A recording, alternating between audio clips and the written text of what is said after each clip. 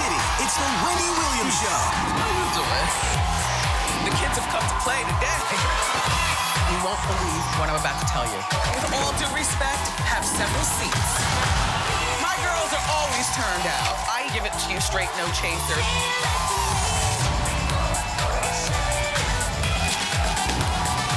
Now, here's Wendy.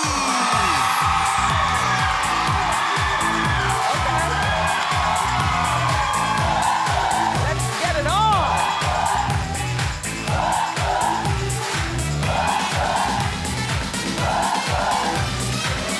You're the one. Thank you so much for watching our show. Say hello to my co-host, my studio audience.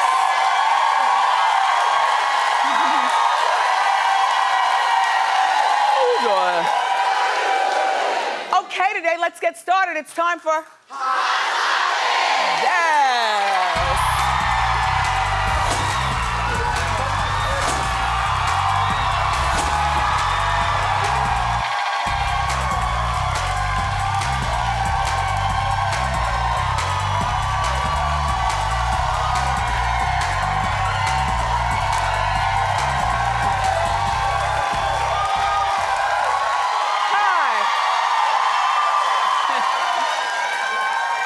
Thank you for coming over. Everybody have a seat. I love you more. Thank you so much. Thank you so much. Appreciate the love. Right back at you. So, I was socializing last night, which, yeah, well, I don't get out much. You know, I come to the studio, I go home, I mind my business. I go to the grocery store. I like grocery shopping. It's very therapeutic to me. It takes like 2 hours. I'm always reading the labels. I got my readers out. I'm, you know, got my calculator going, the whole bit. But last night I socialized, and it was great because the fete was only from 6 to 8. I know that seems impossible, right? I was home before the 10 o'clock news. Okay, and where I went to Joan Rivers' celebration of her auction last night at Christie's. Yes. And, which is always weird. I've never been to Christie's. I'm not gonna play like I'm fancy, you know what I'm saying? An auction, all I see is on TV where the paddles are. And I'm like, I walk in, first of all I smelled was money. The people there, they were really very special.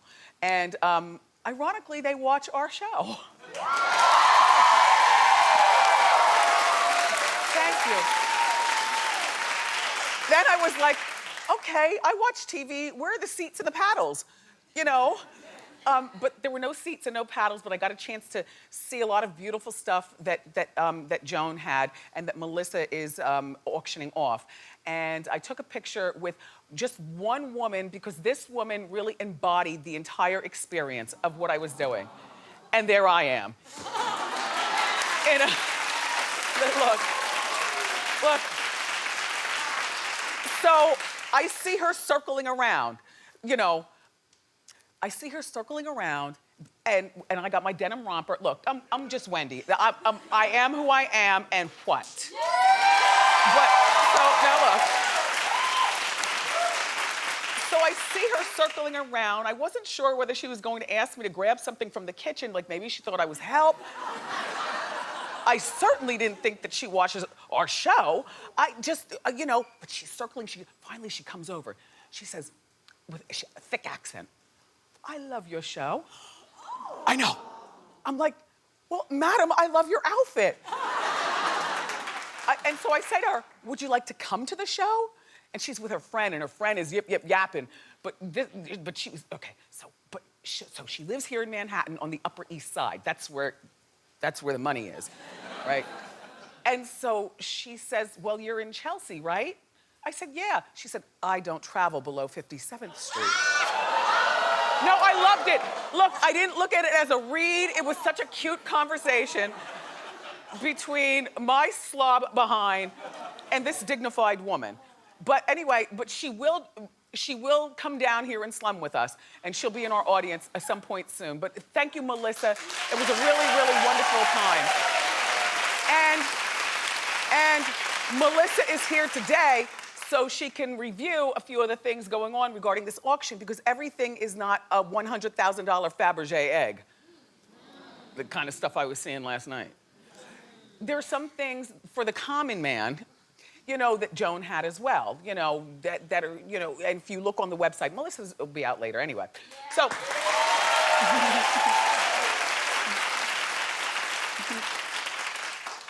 so you know what today is?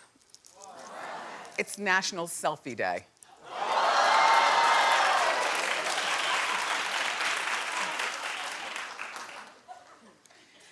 First of all, who invented that? Kim Kardashian, she says. Second of all, so I tell Hot Topics, I'm like, you know, today is National Selfie Day. They go, I know. They said, we know. You know what they dug up? They dug up my first selfie that I ever took 200 weeks ago. No, it was 200 weeks ago. I didn't know what to do. I didn't know what to do. I should have gotten out of the shadow. I don't like the selfies. But that was my first one. And ironically, they remembered it was 200 days ago. And I remember exactly where I was. We were on the Jersey Turnpike going to, where's that place that the Jersey Shore used to take place, the show? Seaside Heights.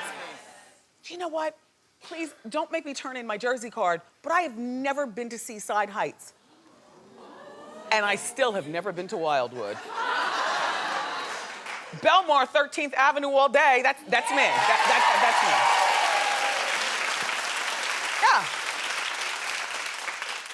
Anyway, so Demi Lovato has announced, based on her, on the comments that you all give her, and she's tired of the mean-spirited comments, and then she's been feuding with people because she says it like she means it. She most recently fought with Mariah Carey and Nicki Minaj. And anyway, she's announced that she's quitting Twitter and Instagram.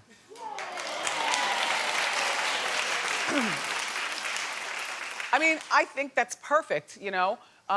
But the problem is that when you're a public figure and you're about to go on tour with Nick Jonas, which, by the way, I was reading an article this morning about Nick. Do you know his favorite sandwich is the Cuban? Yeah, he loves a Cuban sandwich. And his first car was a vintage Mustang. It was red. Yeah. Like, I like him. So, you know, I like when I can read stuff about people that maybe other people didn't know. Anyway, so Demi and Nick are about to go on tour. And to me, her 36 million Twitter followers need to know her every move. First of all, Demi's only 23 years old. So to me, her followers on social media are probably between like 11 and 19. No, that's not a read, I'm just saying, you know, 11 and 19. And so that's how these kids roll. Like, they want that social media following. They want to see what you eat. They want to be all up in your business. And while I understand the mean-spirited comments, Demi, I think that you are making a mistake by not doing this because, like I said, if you're going to be young and in Hollywood and want projects to be promoted, then you have to be back on your social media. Sorry.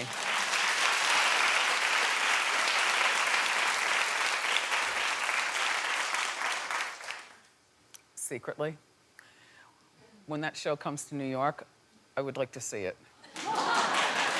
I mean, I know, I will be, you know, the old woman in the stands, but that's so cool for the summer.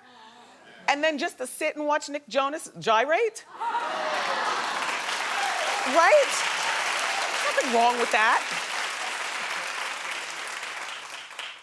There's a woman in the audience to the way right, and she's got a crown on. And I'm assuming that either you're weird like me, you wear a crown for no reason, or it must be your birthday. Is it your birthday? Happy birthday, madam. Thank you for spending it with us.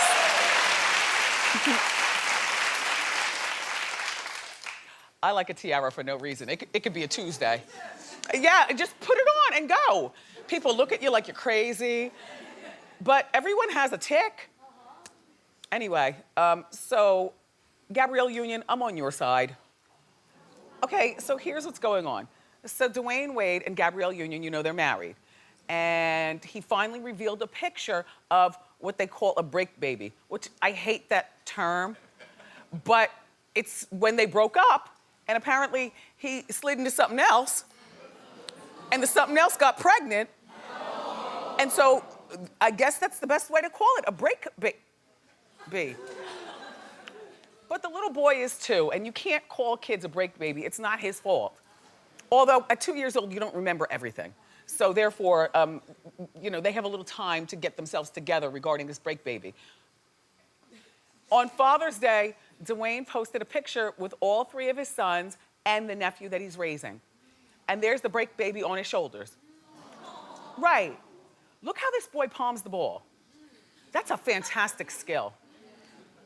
And he doesn't look that old. His hands are gigantic to be able to palm a basketball.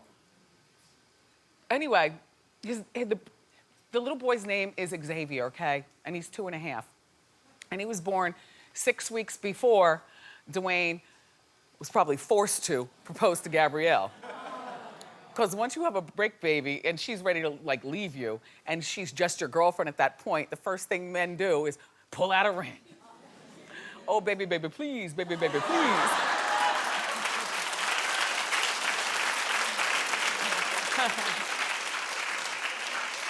If you want to know who Xavier's mother is, well, her name is Aja, and she has 2 daughters. So she's got Xavier, but 2 daughters with Dwayne Wayans Jr. Damon Wayans Jr. Sorry. Damon Wayans. Boy, these girls really do. A shout out to the college dorms. Because, I know that, when I was in college, there were shows that I scheduled my classes around. Sally Jesse Raphael, Oprah, The People's Court. I don't have time for books, I'm watching TV. So I assume that, there are people that might schedule their classes, around the Miss Wendy show, which is fabulous.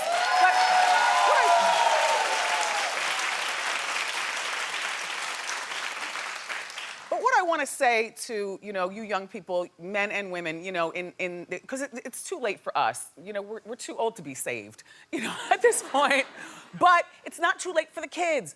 If you're in college, don't mess that up. Take that opportunity and be all you can be. You don't want to be a baby's mother.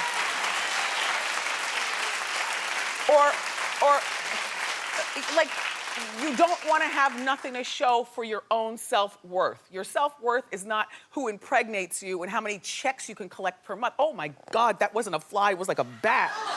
Oh my gosh. Did you see it? Yes, it was here yesterday. It was? Yes, it's still alive. It crashed into me over there during yesterday's show. It did? Uh-huh, it's big. Really big. Oh. Anyway, you know those big fat juicy flies that get caught between your window and the blind? And look, and they sound just like that, they're all loud and green. That's the problem with this time of year, right? Because while you're pulling your groceries in from the car and the door is still open and the flies are going, oh my gosh, I hate it. Anyway, what I'm saying to the people and to you guys, studying to be something better than, just a concubine for, I'm saying, be all you can be and let the rest of life happen around you. So people were shading Gabrielle because Gabrielle didn't jump on the gram. Because she didn't jump on social media on Father's Day to congratulate, Dwayne on being a great father and acknowledging this baby. Well, guess what? Father's Day is for kids and fathers. She owes nothing. Why does she have to talk out? You guys just want to be hard on people just to be hard on people, Gabrielle needs a moment to process this.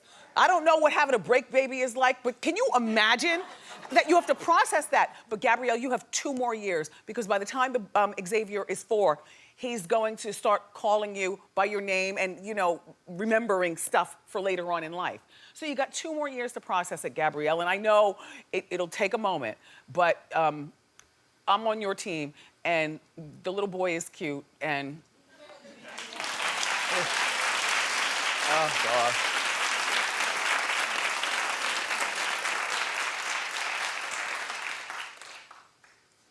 You ever have a bad lover?